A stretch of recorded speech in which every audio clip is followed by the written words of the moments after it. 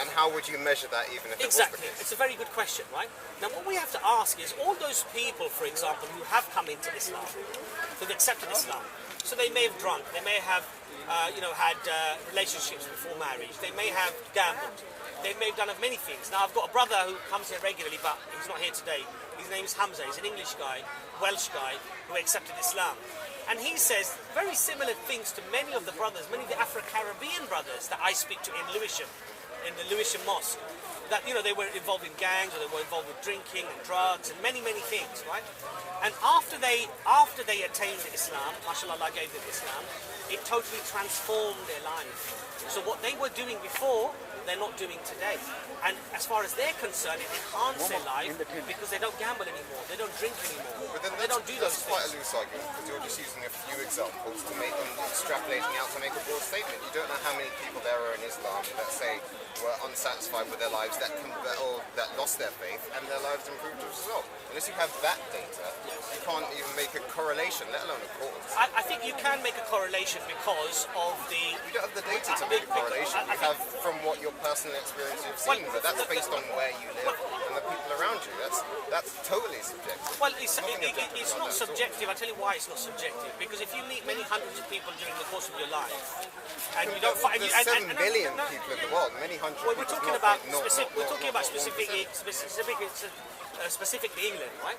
When you like 60 million. Yeah, but they're not all Muslims, are they? And they're not all converts. So I'm talking about... We're still talking in the millions. Right, but when you meet many hundreds of converts, and you have to hear what they say, and they feel it's a very positive response in terms of their converting to Islam, and you don't meet anyone who says, actually, you know what, me converting to Islam, not drinking, not doing this, has actually ruined my life, then from that, I think you can gather, even though I would agree with you that it's not an empirical study necessarily per se, right, where you can derive necessarily whole truths from, but I think you can have a reasonable opinion about it and say, well, actually, it has had a positive. And the other thing is this, I think even intellectuals who are non-religious, who agree that if alcohol was invented today, it probably would be banned just like any other drug. And the reason why they say that is because we do have those empirical studies to show the detriment that alcohol causes society as a whole. And their view is that if it was invented today, we ban it.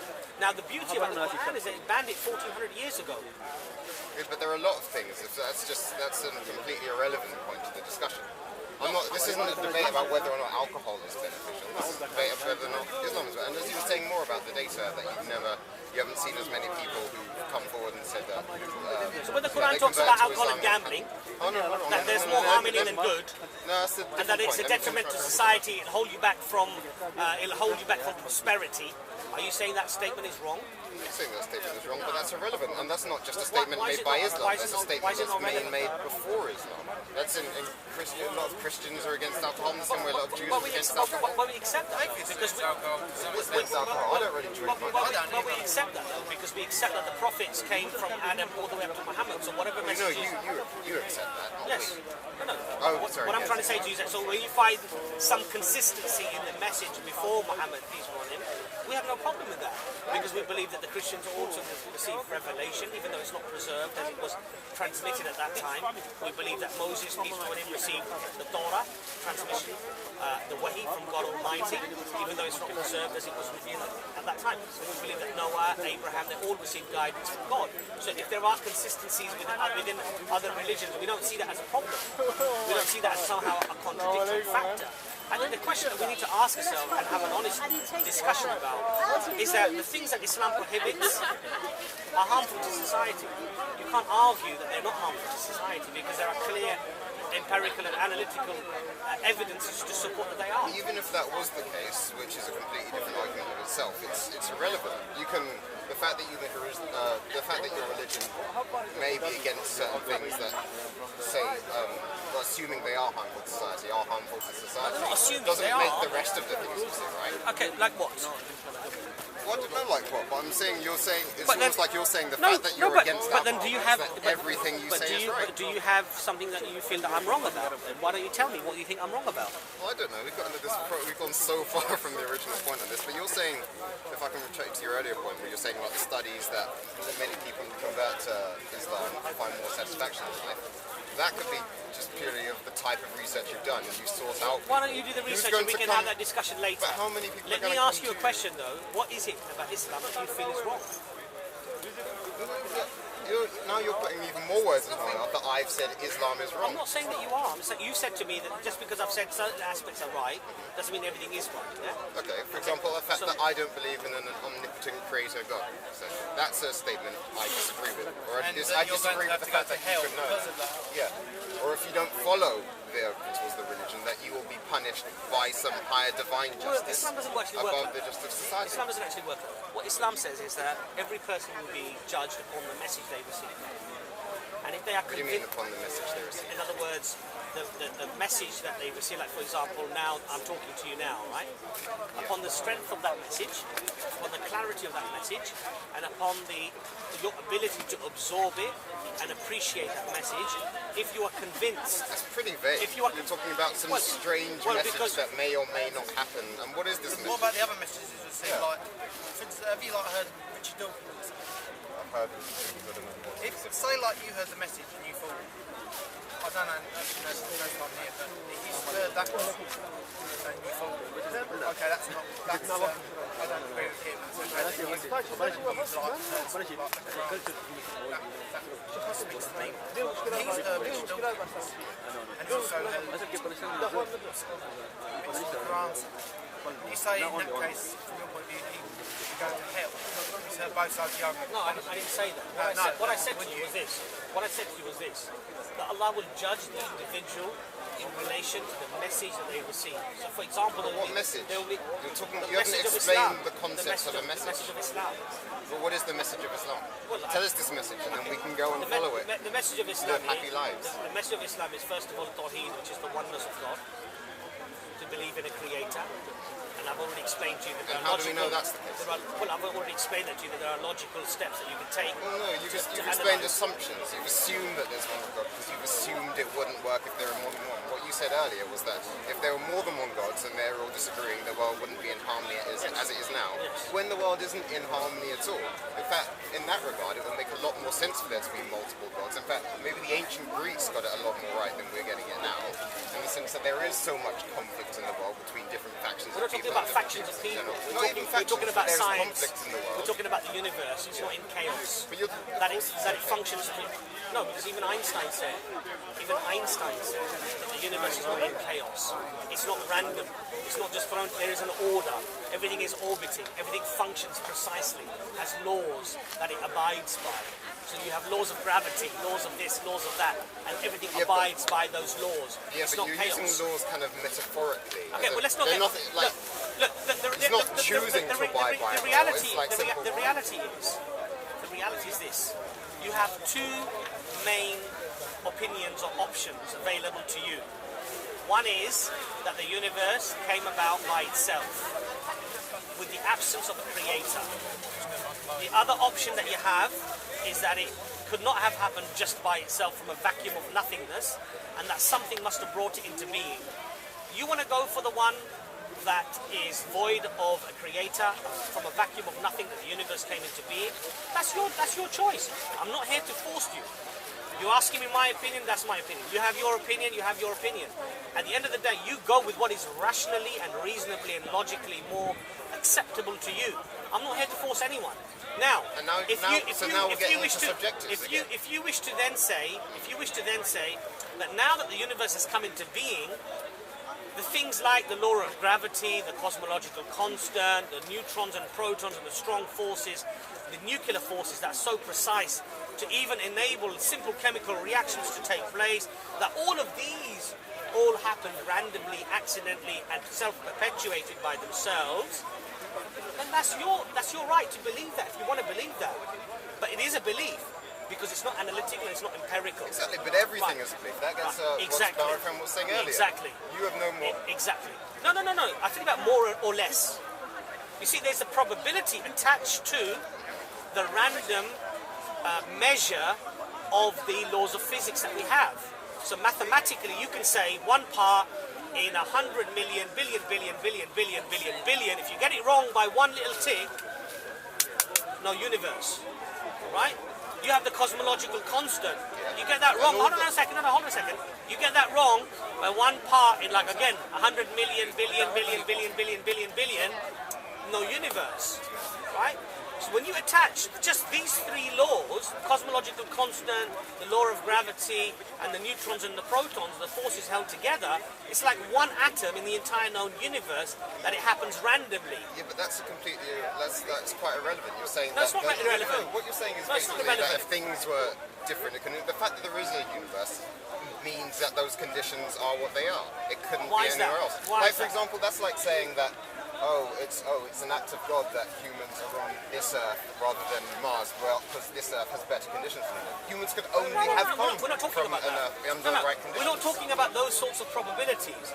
What we're talking about is this. With all due respect, with all due respect, then there is a probability that you can be with all due respect, we're talking about two variables. One is infinitesimally small, that it happened all by itself and arranged itself. We're talking about more than two variables. Why?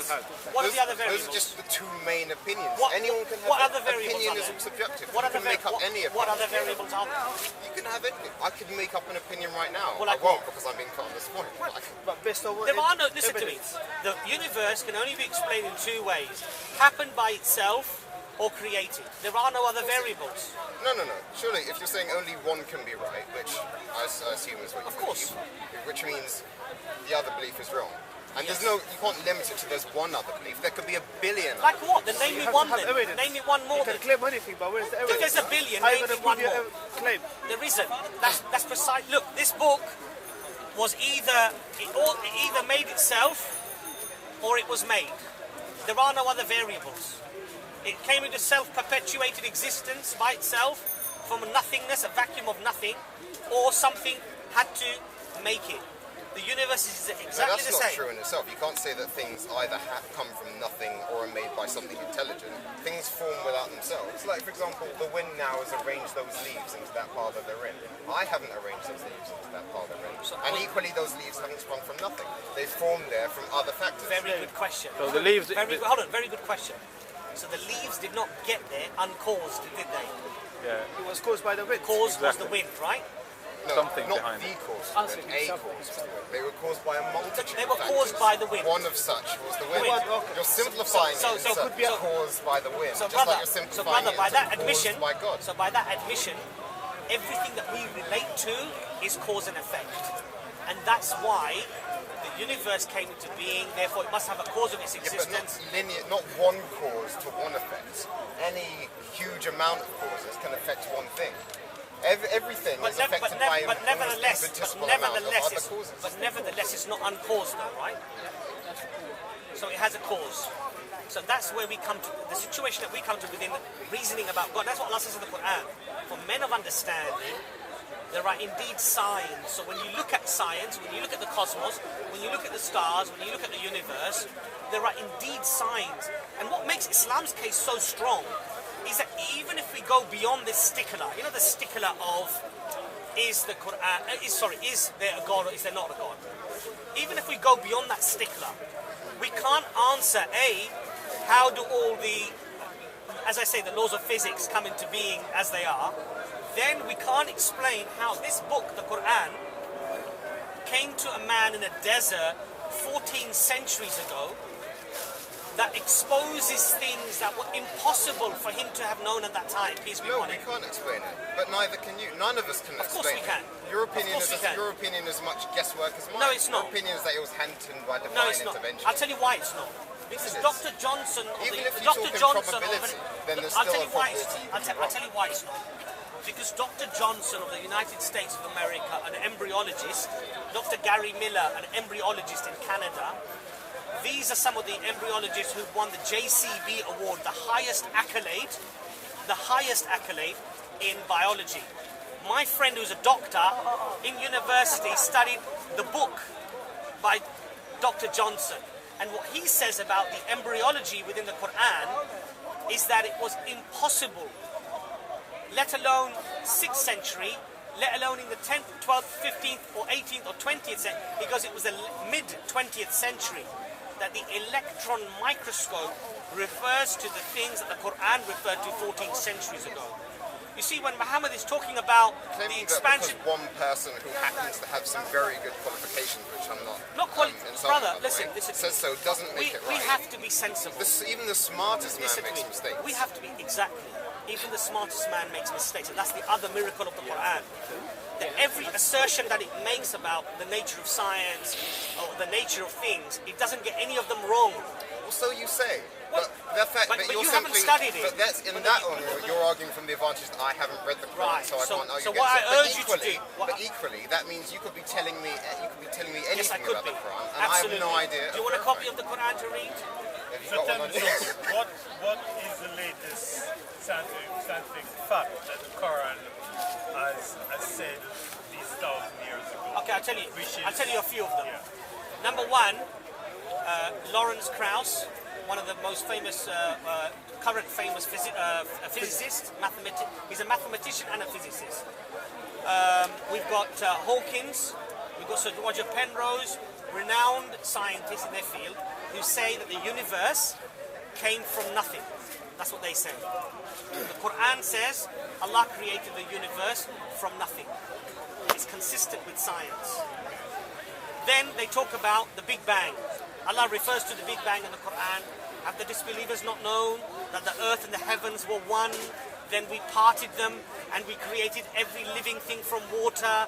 Will they then not believe? It's a bit vague though, isn't it? But listen, but you see, all the heavens... heavens... You're talking about the Big Bang. Yes. Some people is talking about there was a bounce, isn't it? Yeah, some people... Yes, but... yes. Yeah, but the reason why they've disproved that...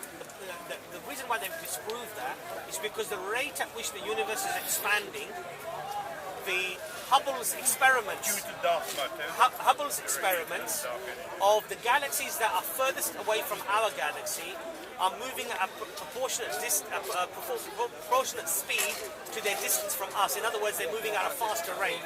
There will be no bounce back. What they're saying is it will expand until eventually you'll see no stars. That's what they're saying. Which nice speaking to you, right? Which conforms directly with what science... And listen, it's a profound statement for a 6th century Arab who was illiterate in a desert, looking after goats, peace be upon him, to talk about these things. It's not possible. So really? And then Allah talks about... Then 1 second, Allah talks about how Allah is expanding the universe and how Allah is expanding it. Allah talks about microscopic embryology, the description of a fetus when it's only 0.6 millimeters in size, where Dr. Johnson, Dr. Gary Miller, who've commented on these things and said that it was impossible even with a normal microscope to see those things. You need an electron microscope to see these. So what is saying? Okay, so the Bible will be saying this said things as well. Some of these things, but the Bible has made many... originate from the same source. Yes, but the Bible says many things that are currently empirically wrong. So, for example, it says the Earth is 6,000 years old. We know scientifically that's not true. The Quran doesn't say the Earth is 6,000 years old. The Bible, the churches were fighting with those people who were talking about the Earth being round. They were saying it was flat. It was blasphemy if you said it was round. They would put you to the stake. The Quran refers to the Earth, the shape like a daha, which is an ostrich egg. It's compared to an ostrich egg. Now, these things Muhammad could not have known, peace be upon him, 14 centuries ago. So when Allah talks about these things of a scientific nature, when Allah talks about things of a prophecy, the nature of prophecy, talking about things that will happen, that come to pass, I'll give you one example. At the time of the Prophet Muhammad ﷺ, there was a person at that time who never accepted Islam, a great enemy of Islam, Abu Lahab. And Allah said in the Quran that he won't accept Islam. He will die in disbelief. Not only that, but Allah has ordained hellfire for him because of the bad acts that he's done.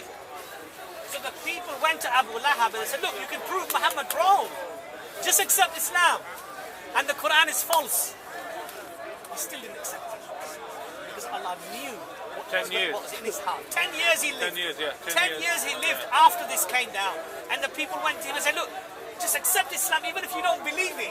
Just tell the people, okay, I've accepted Islam, because then everyone will say, look, Muhammad, you're wrong. Peace be upon him. But he never accepts it till the day he dies.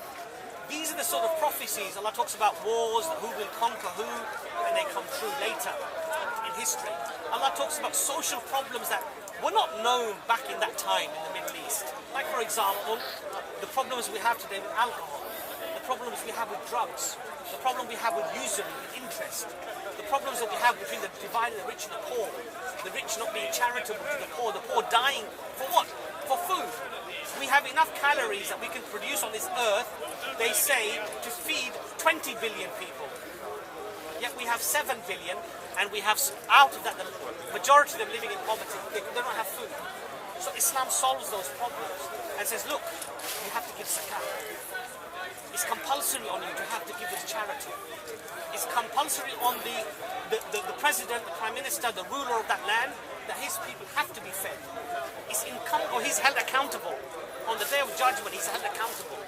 These are laws put down by Allah. And when we look at the history of Islam, and when Islam came into being, and how the Muslims, even though they spread to many Christian lands, and many non-Muslim lands, non-religious lands, how they treated the Jews, how they treated the Christians, it's an amazing part of history that is often ignored.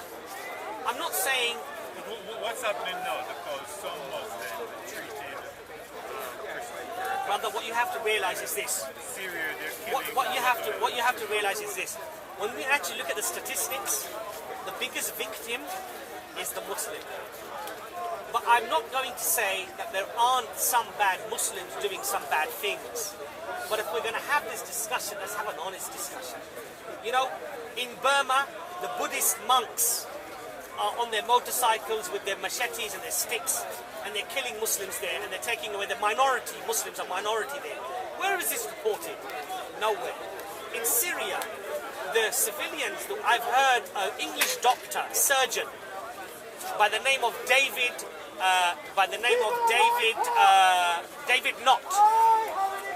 Knott, and he discusses how the civilians are being shot, even the pregnant women are being shot through their stomachs. So they kill the baby and they kill the woman in one bullet, and they're betting, the soldiers are betting on cigarettes. The world is standing by and they're allowing this to happen. You know why they're allowing this to happen, brother?